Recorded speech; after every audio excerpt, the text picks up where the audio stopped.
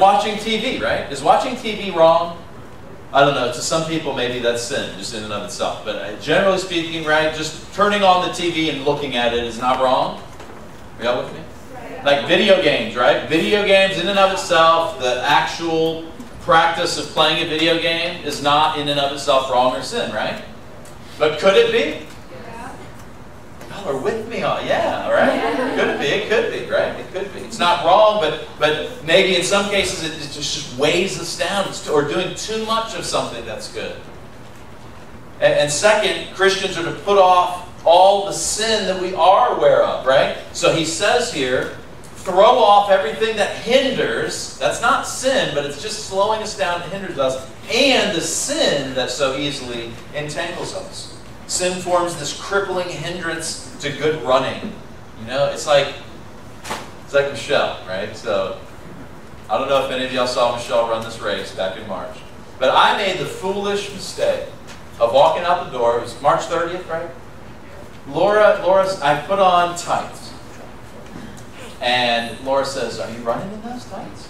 And see, in my mind, I'm thinking, yeah, it's cold outside. You know, it's like 30 degrees and it's like sleeting. And she's like, "All right," you know, and then I'm like, "Oh, maybe I should put shorts on." So I made the foolish decision. Not because Laura told me to. But I take my tights off and I put my shorts on. So now I'm free, right? I'm ready to run this race. In the snow and sleet and rain. And I get out there and Michelle is running the same race. And dude, she looks like an Eskimo. She's like, she is not, you weren't cold, were you? Maybe a little bit. Kinda, yeah. She was kinda cold. I was frozen. Like I thought my leg was gonna come off, you know? I'm like, literally, I'm running in, there's one point where it's like pelting, you're going right into the wind, and you know, and you run, and it's like, I have sheets of ice on my leg, you know, and I'm like, and I'm thinking in my head, this is the hardest thing I have ever done in my life. This is awful. This must be what hell is like. I mean, it was miserable. And here's Michelle. You know, looking good there at the end. Now, if we were sprinting, I'm good to go. Michelle doesn't have a chance. She's got like 3 winter coats, Eskimo, you know, cover on her face. She finished and I finished, and we were both running like to win that race. Man, I was miserable. But this is like an athlete, right, that eats McDonald's 3 times a day and is trying to make it to the Olympics. Right? That makes like no sense, right? Like you train, you have to eat, you have to sleep right, you have to be dressed the right way. And the writer here is saying you got to strip off all that stuff. You got to be willing to say no more McDonald's. No more fill in the blank, whatever it is, right? So we run the Christian life by considering those who have gone before us, stripping off the things that slow us down, and now most importantly, and this is really the main YBH, the main yes but how, right? The writer says, oh, I was supposed to, didn't do that. So he says, now let us fix our eyes on Jesus. This is really the main how of perseverance. One commentator said this, Jesus has himself run to its end in joy and glory, the race which the readers have begun, but Jesus has already finished, and which Old Testament believers have still not completed. Those who follow him must keep their leader in view. This is the secret, like, of the Christian life, right? We have communion, however often, you know, churches have it or whatever. We do it once a month, and we do it, well, what does the communion table say?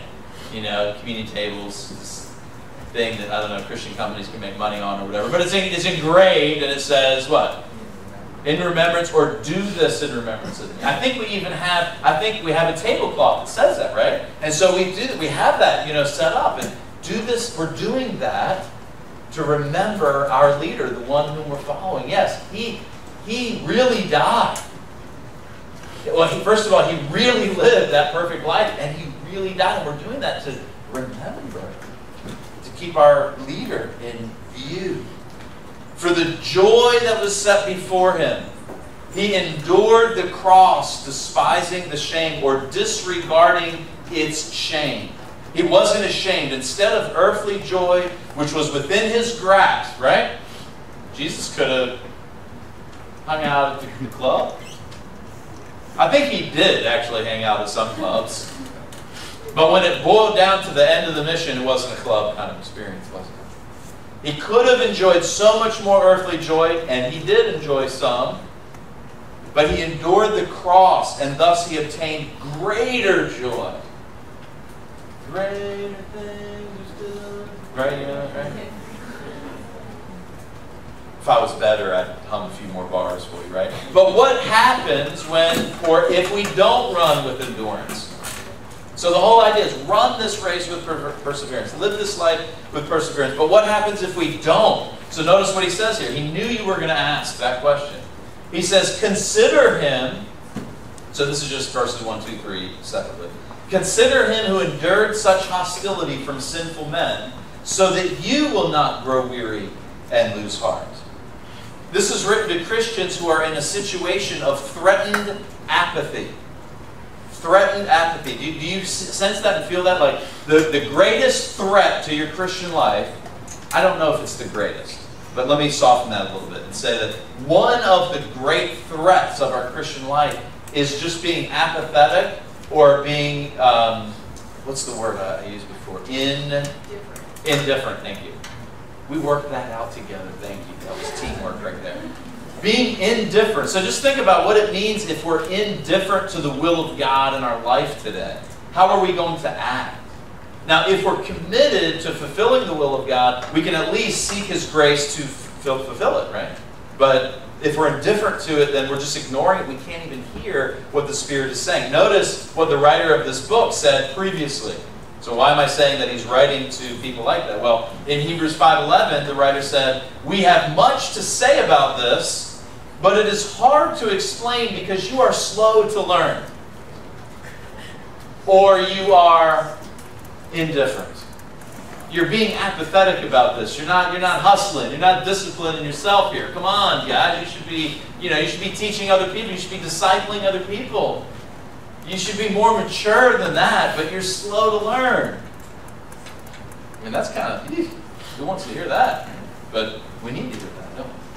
And then he goes on a chapter later, he says, we do not want you to become lazy, but to imitate those who through faith and patience inherit what has been promised.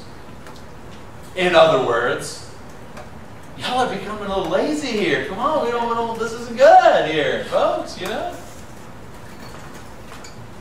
One of my teachers would say that God is calling us over the side of the boat and into the water. He calls us to do things that we cannot do with what we do not have. Think about what God calls His people to do. What does He call us to do? Just shout it out. What kind of things does God call us to do? I'm just looking for generic Sunday school answers here. Make disciples and make disciples. Okay, so let's just take that. What does it mean to make a disciple? What things are involved in that? Wait a minute. Let's do one more time. Communication. Someone said something over here that was good. Huh? Follow Jesus. Spread the gospel. Okay, so these are things that are like real easy and natural to do, right? Communicate real lovingly with people, spreading the gospel, being patient, loving your neighbor, right? Isn't that easy for you? Oh, it's not easy for you either, right? It's like impossible. Everybody say that with me. Impossible. Apart from Jesus, it is impossible, is it not? Right? It is. It's totally impossible. It's supernatural. What God is calling all of His people to, now He calls us to different specific kind of things. But the basic core aspects of Christian life, love God, love your neighbor as yourself, you can't do apart from that. So He's calling us to do what we can't do with what we don't have. But He gives us what we don't have with what we can't do. And so notice Peter's experience here, over the side of the boat and into the water, right? He says this, then Peter called them. They're all in the boat, right? And Jesus is walking on the water, and Peter says to Jesus, Lord, if it's really you, tell me to come to you, walking on the water. Man, that would have been awesome to be there. Yes, come, Jesus said. So Peter went over the side of the boat, and onto the water he walked toward Jesus. But he started to get a little bit indifferent about this whole situation. He started to get a little bit lazy, right? And he had his eyes on Jesus, right? He gets up, he's lasered in, right? Look, right at Hebrews. He's fixing his eyes on Jesus. But then he noticed that there was some stuff going on around him, and he saw the strong wind and the waves, and he was so terrified, and he began to sing, "Save me, Lord!" I don't know. I mean, Peter probably had a pretty cool voice too. I don't know. Jesus immediately reached out his hand and grabbed him. You have so little faith. I mean, are they on the water? Like, are they on the water and Jesus is grabbing him and he says, he looks into Peter's eyes and he says, "Why do you have such little faith?" Just imagine that. I don't know. I mean, you have to read a little bit into it, right? But Jesus immediately reached out, grabbed him. "You have so little faith. Why did you doubt me?" Imagine. I mean, is Jesus like totally still? Or is it like... somehow he's on the water. Like, is he moving with the waves, you know? So like Jesus is moving with the waves and he's got Peter. And he's having this conversation and he says, "You have so little faith." Really? "Jesus, I just jumped over to the side of this boat and walked on the water." Come on, you know? I mean, imagine what Peter would have felt. Like, come on, I got faith, man. I'm the only one. I'm the one that said, asked me to come, and I came. Come on. I just had this overwhelming sense this morning as I was just kind of praying and thinking about this. And I had that song. I woke up to the song, "We Need You Every Hour." Yeah. Lord, how does it go?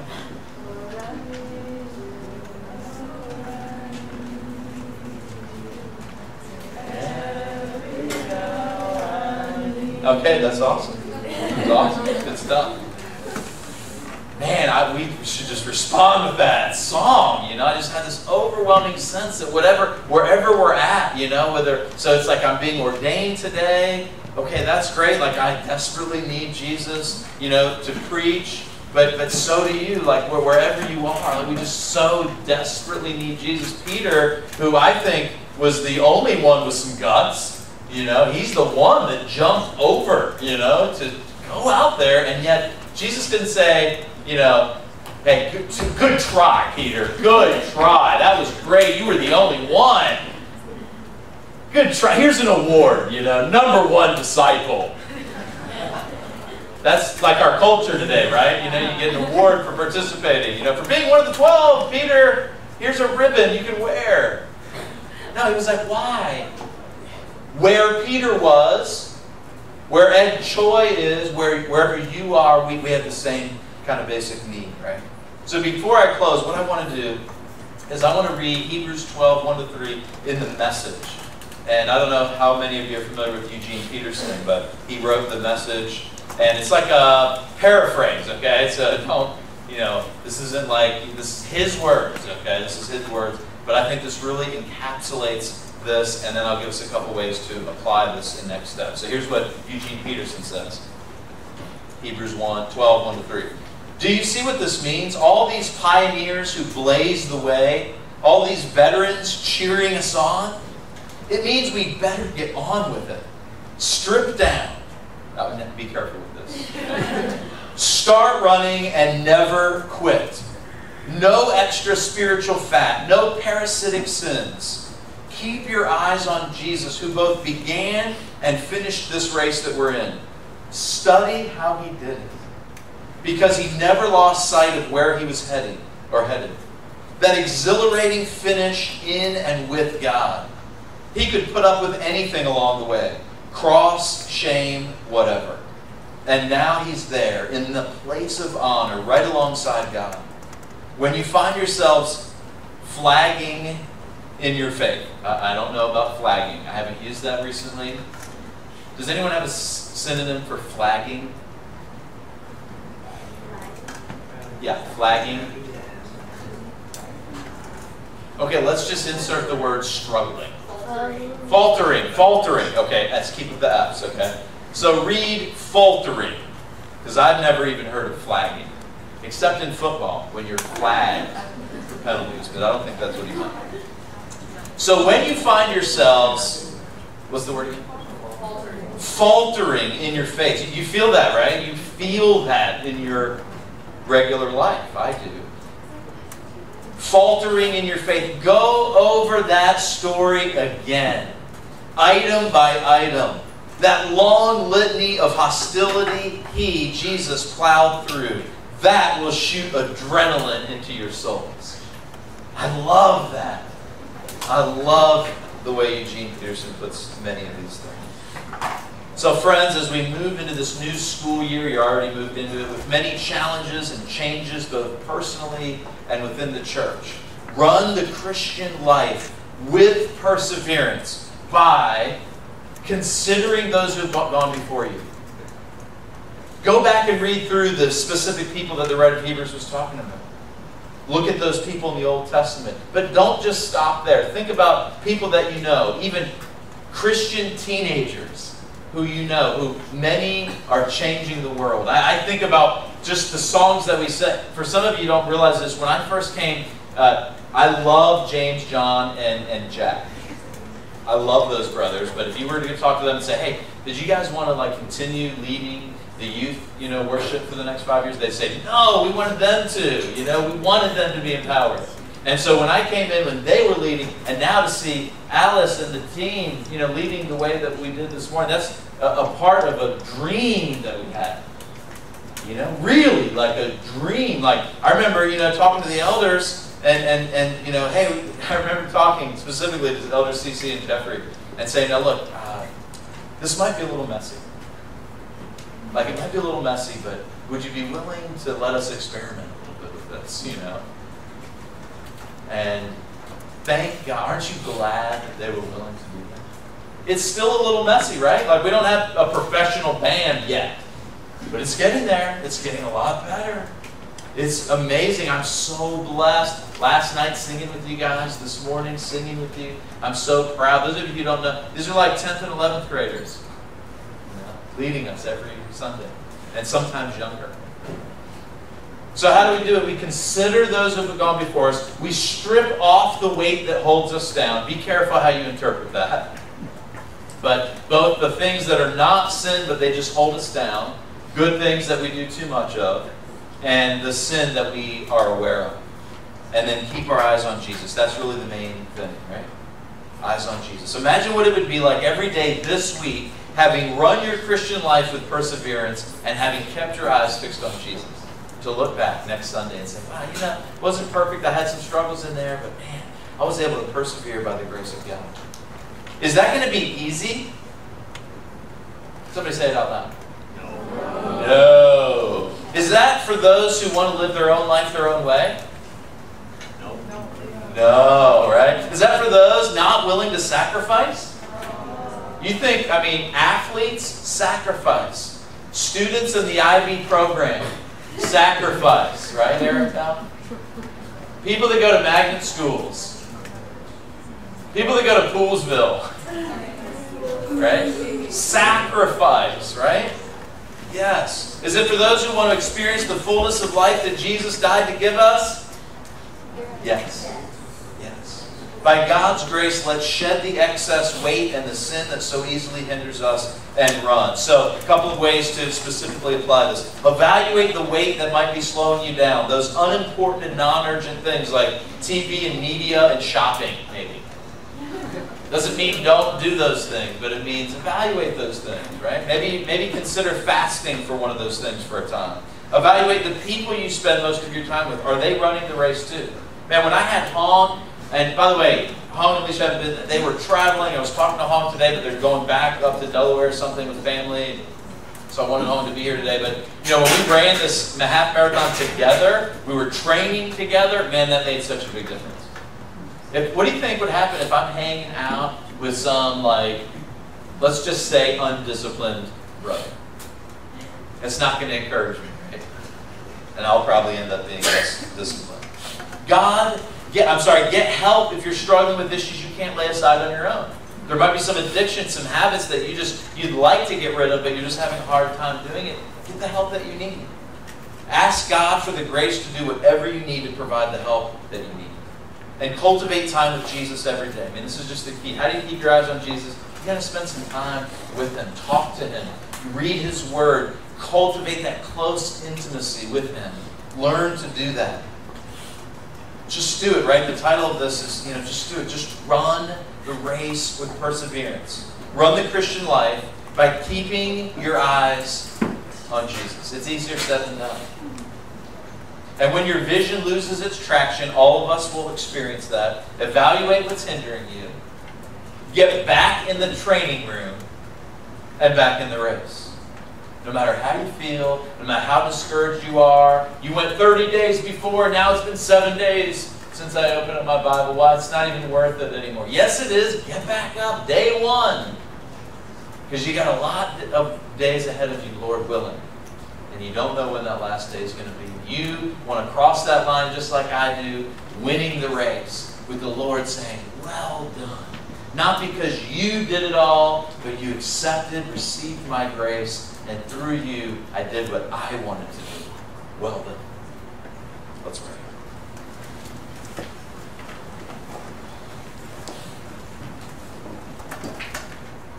God in heaven, I thank you for your word and the direction that you give to us. Help us, Lord. How we need you. Every hour we need you. Moment by moment we need you. We desperately need you. I pray for those who are struggling with the weight and sin in their lives, and they're not running with perseverance because they're stuck. Lord, help them in this moment to make a decision that they would do whatever it takes by your grace to get unstuck. Help them to have that conversation with a person that can help them talk to us, to open up to one of our coworkers, a parent, a youth leader, a friend, who will help them get back into the race and running full strength. This ultra marathon of life, Father, is so difficult. There's so many temptations around us, and let alone the temptations that come just from in our own hearts. So how we need you. Lord, we pray for your grace to run this Christian life with perseverance, with endurance, so that when it gets tough, when we get sore, tired, when we give up, we wouldn't. Surround us with the people that are running the race and seeking the same prize that we are. God, help us to respond. Give us courage. We pray in Jesus' name. Amen.